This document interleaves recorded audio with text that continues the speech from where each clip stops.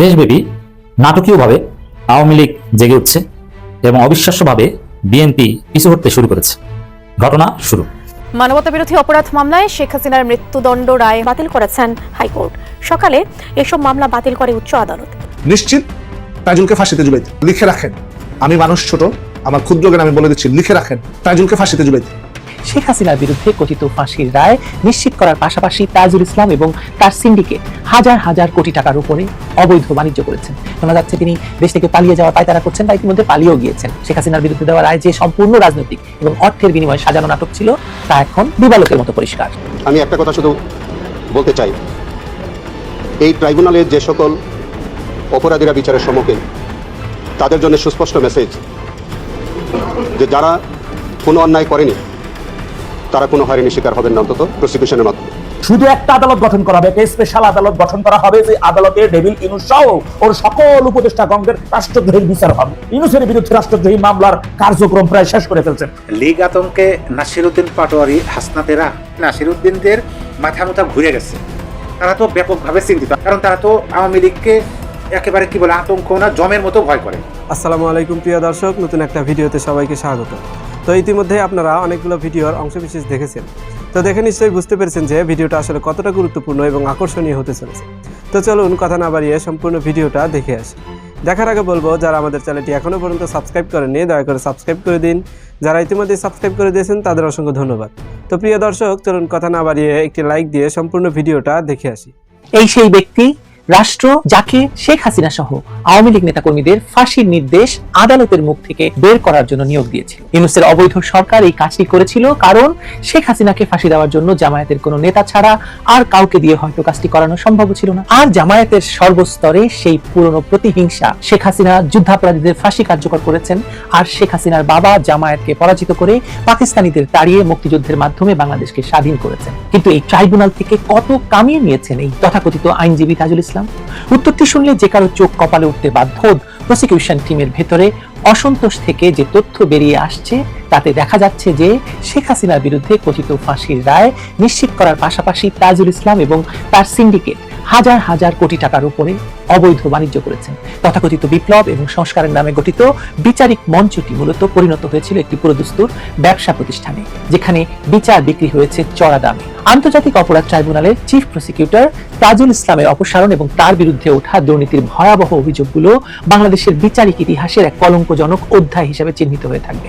মাত্র কয়েক মাস আগে যে ব্যক্তিকে ন্যায় বিচারের প্রতীক হিসেবে উপস্থাপন করে শেখ হাসিনা সহ সাবেক সরকারের উচ্চ পদস্থ কর্মকর্তাদের বিচারের দায়িত্ব দেওয়া হয়েছিল, আজ তার বিরুদ্ধেই সেটেলিং বাণিজ্য, রাজসাক্ষী নাটকের মাধ্যমে কোটি কোটি টাকা হাতিয়ে নেওয়ার অভিযোগ উঠেছে। খোদ প্রসিকিউশন টিমের সদস্য অ্যাডভোকেট BM সুলতান মাহমুদ যে বোমা ফাটিয়েছেন তা প্রমাণ করছে যে এই ট্রাইব্যুনালটি মূলত একটি রাজনৈতিক এজেন্ডা বাস্তবায়নের পাশাপাশি ব্যক্তিগত আখের গোছানোর হাতিয়ারে পরিণত হয়েছিল। সুলতান মাহমুদের অভিযোগ অনুযায়ী তাজুল ইসলামের নেতৃত্বাধীন সিন্ডিকেট চিফ প্রসিকিউটরের চেয়ারকে টাকা আয়ের মেশিনে রূপান্তরিত করেছিল। বিশেষ করে আশুলিয়ায় লাশ পোড়ানোর মতো লোমহর্ষক ঘটনার আসামিদের বাঁচাতে টাকার বিনিময়ে যে জঘন্য খেলার আশ্রয় নেওয়া হয়েছে তা গা শিউরে ওঠার মতো।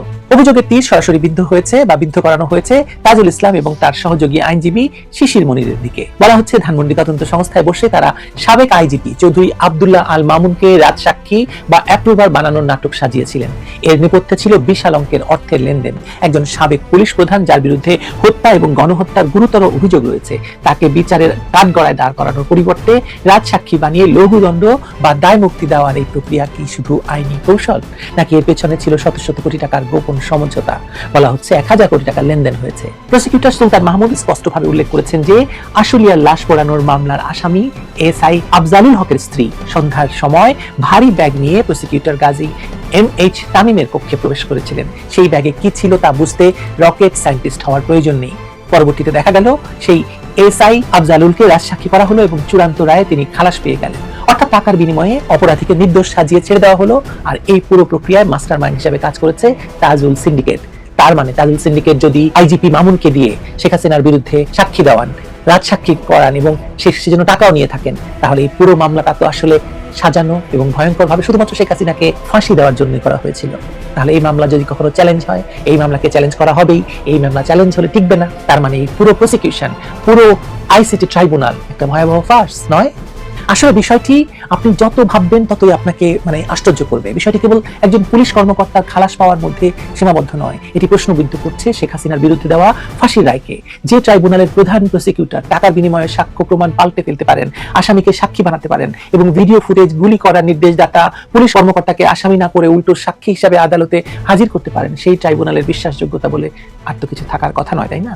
চানখারপুলের মামলায় এসআই আশরাফুল গুলি করার নির্দেশ দিচ্ছেন এমন ভিডিও প্রকাশ পাওয়ার পরেও তাকে আসামি না করে সাক্ষী করা হয়েছে। এর মানে পরিষ্কার, তাজুল ইসলাম এবং তার সিন্ডিকেট বেছে বেছে তাদেরই টার্গেট করেছে যারা টাকা দিতে অস্বীকার করেছে অথবা যাদের বলির পাঠা বানালে রাজনৈতিক ফায়দা লুটতে সুবিধা হবে তাদেরকে করা হয়েছে। শেখ হাসিনার ক্ষেত্রেও একই ফর্মুলা প্রয়োগ করা হয়েছে। তাকে সর্বোচ্চ দণ্ড দেওয়াটা ছিল তাদের প্রজেক্ট, আর বিনিময়ে তারা হয়তো বিশাল অঙ্কের কন্ট্রাক্ট বাস্তবায়ন করেছে আর সাইড বিজনেস হিসাবে অন্যান্য আসামিদের পরিবারের কাছ থেকে ভয় দেখিয়ে আদায় করেছে হাজার কোটি টাকা। আমি একটি ছোট্ট তথ্য দিয়ে শেষ করব। আমি জানতে পেরেছি যে সেনাবাহিনীর সেনা কর্মকর্তাদের যে বিচার হচ্ছে তাদের পরিবারের কাছে এভারেজে 400 কোটি টাকা করে দাবি করেছেন তাজুল ইসলাম। 400 কোটি টাকা দেওয়া হলে তাদেরকে মুক্তি দেওয়া হবে বা তাদেরকে ছেড়ে দেওয়া হবে। আমি বলবো না, নাম প্রকাশ করবো না, নাম প্রকাশ করার কোনো কারণ নেই, কিন্তু তিনি সেটা করেছেন। প্রশ্ন হলো তাজুল ইসলামকে সরানোর আসল কারণ কি এটা? আপাত দৃষ্টিতে হয়তো মনে হতে পারে দুর্নীতির অভিযোগে তাকে সরানো হয়েছে, কিন্তু এর গভীরে রয়েছে ক্ষমতার পালা বদলের সমীকরণ। ডক্টর ইউনূসের অবৈধ অন্তর্বর্তীকালীন সরকারের বিদায়ের পর সাজানো নির্বাচনের মাধ্যমে ক্ষমতায় আসা তারেক রহমানের সরকার এখন নিজের মতো করে গুটি সাজাচ্ছে। সুতরাং সব জায়গায় তাজুলের মতো লোকজনকে বাদ দেবে এটাও স্বাভাবিক। তাজুল ইসলাম ছিলেন জামাত ঘরানার লোক, তাকে ব্যবহার করা হয়েছিল শেখ হাসিনার বিরুদ্ধে রায় বের করে আনার জন্য। সেই মিশন সফল হওয়ার পর এখন তাকে সরিয়ে বসানো হয়েছে বিএনপি ঘরানার আইনজীবী আমিনুল ইসলামকে, অর্থাৎ ট্রাইব্যুনালের দখল এখন জামায়াতের হাত থেকে বিএনপির হাতে গেল। কিন্তু এতে বিচার ব্যবস্থার কোনো গুণগত পরিবর্তন হয়নি। সিন্ডিকেট বাণিজ্য আমিনুল ইসলাম করবেন কিনা তা আমি বলছি না, কিন্তু এই ঘটনা ঘটেছে, সুতরাং এই ট্রাইব্যুনাল রাখার আর কোনো দরকার নেই। এটা হচ্ছে আমার কথা। এটা কোনো বিচারিক প্রতিষ্ঠান নয়, বরং এটি ক্ষমতাসীনদের রাজনৈতিক প্রতিহিংসা চরিতার্থ করার এবং প্রতিপক্ষকে দমন করার একটি দলীয় সেল। তাজুল ইসলাম তো বুঝতে পেরেছেন যে হাওয়া ঘুরে গেছে। এতদিন তিনি যাকে খুশি তাকেই ফাঁসিতে ঝোলানোর ভয় দেখিয়ে টাকা আদায় করেছেন, এখন সেই ভয়ের সংস্কৃতি তাকেই গ্রাস করতে শুরু করেছে। শোনা যাচ্ছে তিনি দেশ থেকে পালিয়ে যাওয়ার পায়তারা করছেন বা ইতিমধ্যে পালিয়েও গিয়েছেন। দুর্নীতিবাজদের শেষ পরিণতি হয়তো এমনই হয়, কিন্তু তিনি পালিয়ে গেলেও তার কৃতকর্মের দায় তো এড়াতে পারবেন না। তিনি যে অবৈধ অধ্যাদেশের বলে শেখ হাসিনাকে মৃত্যুদণ্ড দেওয়ার ব্যবস্থা করেছিলেন, সেই অধ্যাদেশ এবং ট্রাইব্যুনাল নিজেই এখন অস্তিত্ব সংকটে। আইন বিশেষজ্ঞরা শুরু থেকেই বলে আসছিলেন 1971 সালের জন্য প্রণীত আইনে 2024 সালের ঘটনার বিচার সম্পূর্ণ এখতিয়ার বহির্ভূত। এটি অবৈধ সরকারের প্রণীত অবৈধ অধ্যাদেশের মাধ্যমে গঠিত আদালতে একজন দুর্নীতিবাজ প্রসিকিউটরের পরিচালনায় যে রায় দেওয়া হয়েছে তা আইনগতভাবে ভয়েড এবং বাতিলযোগ্য। আজ তাজুল ইসলামের এই হাজার কোটি টাকার কেলেঙ্কারি ফাঁস হওয়ার পর সেই আইনি যুক্তি আরো শক্তিশালী হলো, কারণ জনগণের মনে এখন একটাই প্রশ্ন, যে ট্রাইব্যুনালের প্রধান নিজেই চোর এবং ঘুষখোর, তার দেওয়া রায় বা তার আমলের বিচারিক কার্যক্রমের বৈধতা কতটুকু? শেখ হাসিনার বিরুদ্ধে দেওয়া রায় যে সম্পূর্ণ রাজনৈতিক এবং অর্থের বিনিময়ে সাজানো নাটক ছিল, তা এখন দিবালোকের মতো পরিষ্কার। দেশব্যাপী নাটকীয়ভাবে আওয়ামী লীগ জেগে উঠছে এবং অবিশ্বাস্যভাবে বিএনপি পিছু হটতে শুরু করেছে। ঘটনা শুরু। রাজনীতি চরম গৌরবময় অনিশ্চয়তার খেলা। রাজনীতি ক্ষণে ক্ষণে রং বদলায়। আমরা বাংলাদেশের রাজনীতি এটাই দেখতে পাচ্ছি যে ক্ষমতায় বিএনপি, মার খাচ্ছে বিএনপি। এটা একটা কপাল পরোধ। গত 15 বছর মার খেয়েছে, এখন আবার গত 15 বছর ক্ষমতার বাইরে থেকে আওয়ামী লীগের মার খেয়েছে, এখন ক্ষমতা এসেও আওয়ামী লীগের মার খাচ্ছে। 4 জন বিএনপিকে হত্যা করেছে আওয়ামী লীগ। আপনি চিন্তা করছেন, একই জায়গায় একই বাড়িতে বাবা ছেলে থেকে শুরু করে অনুসারী বিএনপি, এবং বিএনপি এতটাই বেকা দেয় এটা স্বীকারও করতে পারছে না যে আমাদের দলের লোকজনকে আওয়ামী লীগ মেরে ফেলছে, বরং তাদের দখলকৃত পত্রিকাগুলো, তাদের নিয়ন্ত্রিত মিডিয়াগুলো দিয়ে বলাচ্ছে যে এটা আধিপত্য বিস্তারকে কেন্দ্র করে। অবশ্য আধিপত্য বিস্তারকে কেন্দ্র করেই তো বিএনপি হত্যা করেছে আওয়ামী লীগ, এটা তারা বলতে পারছে না। ক্লিয়ার? দর্শক, এই জায়গায় শুধু নাটোরে না, নতুন আরেকটা খবর দেখেন। নাটোরে আওয়ামী লীগ নেতাকর্মীদের বিরুদ্ধে বিএনপির কার্যালয় ভাঙচুরের অভিযোগ। এর মানে হত্যা করেছে, এখন আবার বিএনপি কার্যালয় ভাঙচুর করেছে, বিএনপি অফিস ভাঙচুর করছে আওয়ামী লীগ। চিন্তা করেন, বরং আর আওয়ামী লীগের অফিস খুলছে। গোপালগঞ্জে বিএনপি নেতাকে আচ্ছা মতো পিটিয়েছে আওয়ামী লীগ, মাদারীপুরে আচ্ছা মতো পিটিয়েছে বিএনপিকে আওয়ামী লীগ, নারায়ণগঞ্জে বিএনপিকে পিটিয়েছে আওয়ামী লীগ। এরকম অসংখ্য খবর দেশের বিভিন্ন জায়গা থেকে আসছে, এবং এটা কিছুদিনের মধ্যে দেখবেন যে ভয়ানক রূপ লাভ করছে, এবং ব্যাপকভাবে বিএনপির লোকজন আওয়ামী লীগের লোক পিটাবে, কঠিন মাইর খাবে বিএনপির লোকজন। তাদের অফিস ভেঙেছে, অফিসে আগুন দিবে, এক কথা বললে আওয়ামী লীগ জেগে উঠেছে। এটা তাৎপর্য কি, এটা আলটিমেট কি, এবং এটা আউটকাম কি? ভেরি ইন্টারেস্টিং আলোচনা। তো দর্শক দেখেন, এই যে মায়ের খেলো, নিহত হলো বিএনপি, আর বিএনপি আওয়ামী লীগের উপর দায়ও দিতে পারছে না। সরকার এবং দল হিসেবে বিএনপি এটা এড়িয়ে যাচ্ছে, আওয়ামী লীগের বিরুদ্ধে একটু শব্দ করছে না, জাস্ট দুই গ্রুপে মারামারি বলে এড়িয়ে যাচ্ছে। এটাকেই বলে পিছু হটা। এমন মানকে চেপে পড়েছে বিএনপি যে আওয়ামী লীগের নামও নিতে পারছে না। আসলে এটা কিভাবে ঘটেছে এটা একটু আপনাদের ব্যাখ্যা করি আগে। নাটোরে যে ঘটনাটা ঘটেছে, আর দেশের বিভিন্ন জায়গায় দেশব্যাপী নির্বাচনের আগে 12 তারিখের আগে, বিশেষ করে 10 তারিখের পর থেকে 11 তারিখ, এই প্রায় 48 ঘন্টার মধ্যে দেশব্যাপী সাংগঠনিক সিদ্ধান্ত অনুযায়ী, এবং ভারত এটা কোঅর্ডিনেট করেছে উপর থেকে, আর বাকি কাজ লোকাল লেভেলে করেছে, আওয়ামী লীগের পলাতক নেতাদের সাথে বিএনপি ভার্চুয়ালি মিটিং করেছে, এবং এই মিটিং সর্বোচ্চ পর্যায়ে থেকে এবং স্যাসরা লেভেলও হয়েছে, বলেছে যে তোমরা ভোট দিয়ে আমাদের ক্ষমতায় এনো, তোমাদেরকে এলাকায় আসার স্বাভাবিকভাবে বিচরণের সুযোগ দেব। এই আন্ডারস্ট্যান্ডিং এর ফলে আওয়ামী লীগের লোকজন বিএনপিকে ভোট দিয়ে ক্ষমতা এনেছে, বিএনপি জিতেছে। কথা মতো যারা আওয়ামী লীগের পালাতক ছিল, এলাকায় ছিল না, তারা বিএনপি ক্ষমতার সাথে সাথে সবাই তার এলাকায় চলে এসেছে। এলাকায় চলে এসে নাটকে যে ঘটনা করেছে, আর বিভিন্ন জায়গায় মাদারীপুর, গোপালগঞ্জে করতে শুরু করেছে। বাজার টাজার এগুলো সব তো বিএনপি নিয়ন্ত্রণে। এগুলো আওয়ামী লীগ এখন বলছে যে দাও, এখন তোমাদের ভোট দিয়ে ক্ষমতা এসে আমার নিয়ন্ত্রণ ফিরিয়ে দাও।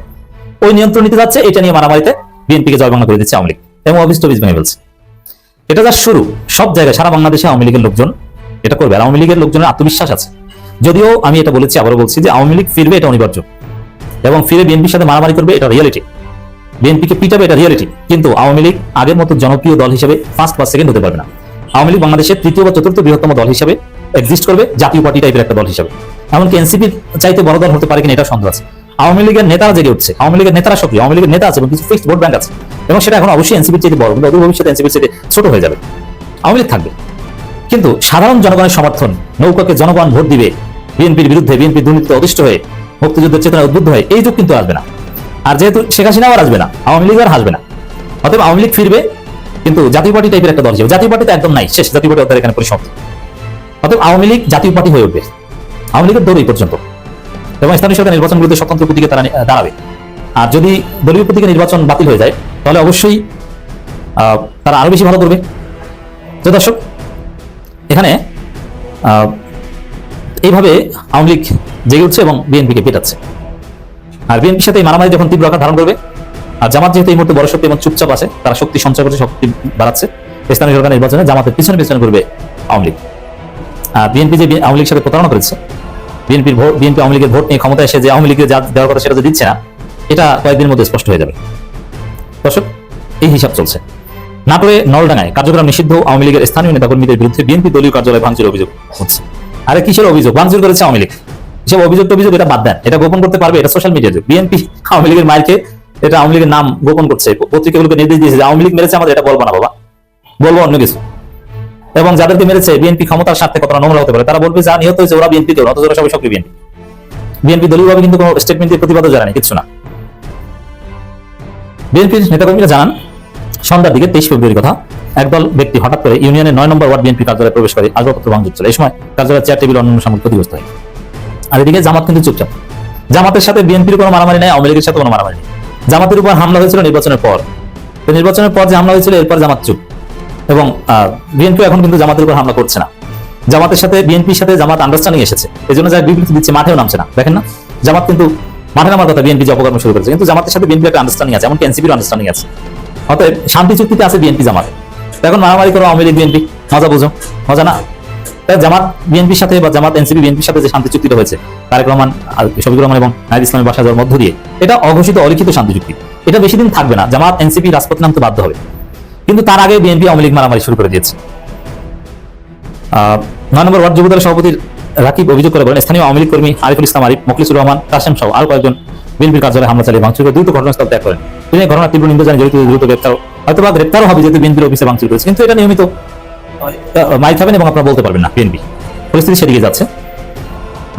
ওসি বলছে আইনগত ব্যবস্থা নেবেন, আইনগত ব্যবস্থা তাতে কি? গোপালগঞ্জ, ফরিদপুর, মাদারীপুর এলাকায়, বৃহত্তর গোপালগঞ্জে দেখবেন যে বিএনপি মাইক কিভাবে খায় আওয়ামী লীগের। Just wait and see. League আতঙ্কে নাসিরউদ্দিন পাটোয়ারি, হাসনাতেরা, আমি দুজন ব্যক্তির নাম কিন্তু এখানে উচ্চারণ করছি, নাসিরউদ্দিন পাটোয়ারি এবং হাসনাত আব্দুল্লাহ।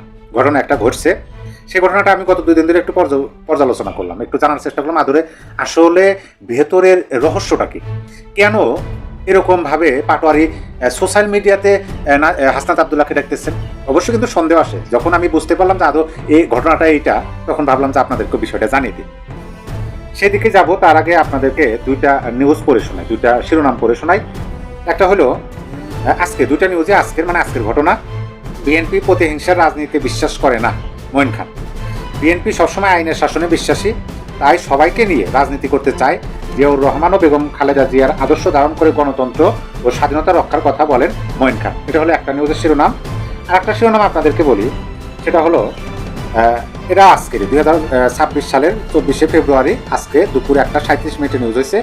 হত্যা মামলার আসামি আওয়ামী লীগ নেতাকে কারা ফটকে ফুলের শুভেচ্ছা জানালেন বিএনপি নেতা। এখানে বলা হয়েছে, চট্টগ্রামের লোহাগাড়া উপজেলার কলাউজান ইউনিয়ন আওয়ামী লীগের নেতা সদ্য কারামুক্ত দুলা মিয়াকে কারা ফটকে ফুলের শুভেচ্ছা জানাতে গেছেন চট্টগ্রাম 15 আসনের বিএনপি পরাজিত প্রার্থী নাজমুল মোস্তফা আমিন। এই যে দুটা নিউজ শোনালাম, নিউজ দুটা শোনারও কিন্তু একটা কারণ আছে, কারণটা আপনাদেরকে বলবো। তার আগে এটা বলে নিই, এই যে আওয়ামী লীগ নেতাকে, যিনি আবার হত্যা মামলার আসামি, তিনি কারা ফটকে এমপি নির্বাচন করছিলেন, হয়তো পরাজিত হয়েছেন, পরাজিত প্রার্থী, তিনি ফুলের শুভেচ্ছা জানালেন। তাইলে এই মানে হত্যা মামলার আসামি আওয়ামী লীগ নেতাদের জামিন হচ্ছে, বিষয়টা কিন্তু তাই। কারা ফটকে জামিন হওয়ার পরেই তো কারা ফটকে বেরোর সময় ফুলের শুভেচ্ছা জানালেন। আর একজন ব্যক্তি আর একজন ব্যক্তিকে ফুলের শুভেচ্ছা কখন জানায়? যদি সেরকম ভাবে বাধা বা সেরকম ভাবে দূরত্ব থাকে তাহলে তো সম্ভবই না, কিন্তু জানাইছে অবশ্যই ভালো সম্পর্ক এবং মানুষ ভালো, সেই জন্য জানাইছে। এই দুটা শিরোনাম জানালাম। এখন আসেন মূল বিষয় হলো এই যে এই নিউজটা দেখেন। হাসনাত কই লিগ তো দোকান খোলা শুরু করছে নাসিরউদ্দিন পাটোয়ারি, এটা অবশ্য 23শে ফেব্রুয়ারি, গতকালকে। আমি গতকালকে নিউজটা দেখছি, তারপরে একটু এই যে আজকে গতকালকে এবং আজকের দিন এই দুপুর পর্যন্ত একটু ভাবলাম, একটু গবেষণা করলাম যে ভেতরের রহস্য কি। দেখেন এখানে নাসিরউদ্দিন পাটোয়ারি কিন্তু টেলিফোনে বলে নাই, কল রেকর্ড প্রকাশ হয় না, এটা কিন্তু সোশ্যাল মিডিয়াতে নাসিরউদ্দিন পাটোয়ারির ভেরিফাইড ফেসবুক পেজে পোস্ট দিচ্ছেন। এখানে হাসনাত আব্দুল্লাহ প্রথমে ট্যাগ করছেন তাকে, লেখা কই লিখছেন, লেখা প্রশ্নবোধক চিহ্ন দিচ্ছেন, দেখেন যেটা আপনারা দেখতে পাচ্ছেন। তারপর লিখছেন লীগ তো দোকান খোলা শুরু করেছে, নির্বাচন তো হইলো, এবার সংস্কার আর বিচার হইবে। এইটা প্রথম দেখাতে মনে হতে পারে যে তারা কি মস্করা করতেছেন, এরকমই কিন্তু বাস্তবতা হলো কোনটা? বাস্তবতা হচ্ছে প্রথমে যে দুইটা নিউজ দেখালাম এটা তো আজকে, বিএনপি প্রতিহিংসা রাজনীতি চায় না, আওয়ামী লীগ নেতাকে কারা ফটকে ফুলের শুভেচ্ছা, এই দুটার ঘটনা আজকে। কিন্তু বিগত সময় অর্থাৎ 12 তারিখ নির্বাচনের পরবর্তী বাংলাদেশে, এই যে 12 তারিখ থেকে আজকে 24 তারিখ, এই যে 12 দিন, এই 12 দিনে যে সমস্ত ঘটনাগুলো ঘটছে, আওয়ামী লীগের বিভিন্ন কার্যালয় খোলা, আওয়ামী লীগের নেতাদের জামিন দেওয়া এবং বর্তমান সরকারের যে কথাবার্তা, মব কালচারকে দমন করার বিষয় স্বরাষ্ট্র উপদেষ্টা যে বক্তব্যগুলো দিচ্ছেন, এইগুলো শোনার পরে তো এই নাসিরউদ্দিনদের মাথা ঘুরে গেছে। তারা তো ব্যাপকভাবে চিন্তিত, আপনি যদি অন্যভাবে ভাবেন চিন্তিত, কারণ তারা তো আওয়ামী লীগকে একেবারে কি বলে আতঙ্ক না জমের মতো ভয় করে। এটা কিন্তু তাদের বক্তব্যের মাঝে আমরা খুঁজে পেয়েছি।